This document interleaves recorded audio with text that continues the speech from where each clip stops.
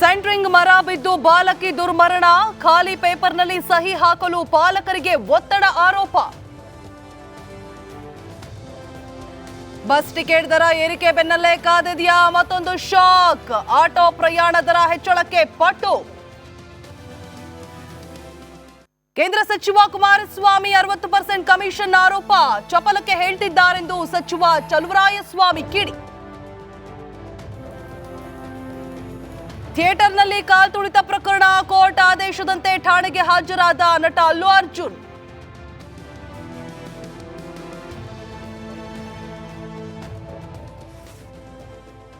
Galaxy Z Fold 6 ನಲ್ಲಿ Galaxy AI ಬಳಸಿಕೊಂಡು ಸುದ್ದಿ ಸಮರೈಸ್ ಇದಾಗಿದೆ. ಇದೀಗ ಕರ್ನಾಟಕ ಎಕ್ಸ್‌ಪ್ರೆಸ್ ಸುದ್ದಿಯನ್ನ ಒಂದೊಂದಾಗಿ ನೋಡ್ತಾ ಹೋಗೋಣ. ಟಾಪ್ 30ಯಲ್ಲಿ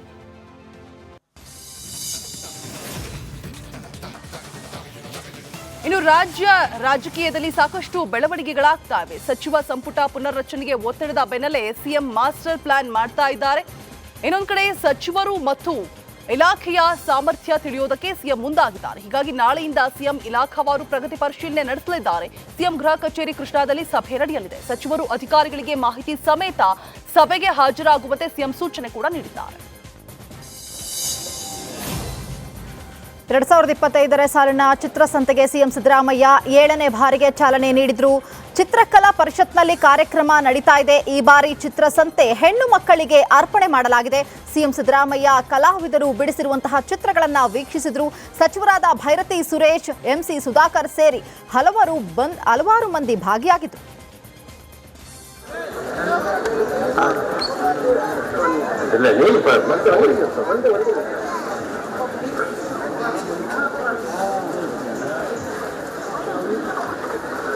ಸನ್ಮಾನ್ಯ ಮುಖ್ಯಮಂತ್ರಿಗಳಿಗೆ ಕ್ಯಾನ್ವಾಸ್ಗೆ ಸಹಿ ಹಾಕೋದ್ರ ಮುಖಾಂತರ 22ನೇ ಚಿತ್ರಸಂತೆಯನ್ನು ಉದ್ಘಾಟನೆ ಮಾಡ್ತಾ ಇದ್ದಾರೆ.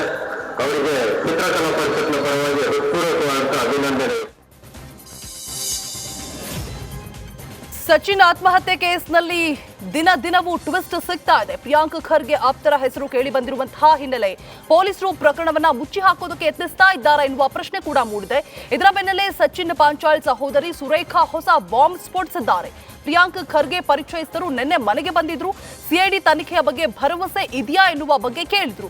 ನಾವು ಏನೂ ಕೇಳಲಿಲ್ಲ ಅಂತ ಹೇಳಿದ್ದಾರೆ. ಆದ್ರೆ ಮುಂದಿನ ವಾರ ಪ್ರಿಯಾಂಕ್ ಖರ್ಗೆ ಬರಬಹುದು ಅಂತ ಆಪ್ತರು ಹೇಳಿದ್ರಂತೆ. ಇವತ್ತಿಗೆ ನಮ್ಮ ತಮ್ಮ ತೀರ್ಕೊಂಡು 10 ದಿವಸ ಆದರೂ ಕೂಡ ನ್ಯಾಯ ಸಿಗ್ಲತ್ತಿಲ್ಲ ಅಂತ ನೋವಾಗ್ಲತ್ತದ ಸರ್. ನಮ್ಗೆ ನಮ್ಮ ತಮ್ಮ ಬರ್ದಿತ್ತು ಡೆತ್ ನೋಟ್. ಇವತ್ತಿಗೆ 10 ದಿವಸ 11ನೇ ದಿವಸ ಆಯ್ತು ಡೆತ್ ನೋಟು ಸೋಷಲ್ ಮೀಡಿಯಾದಾಗ ಅಪ್ಲೋಡ್ ಮಾಡಿ.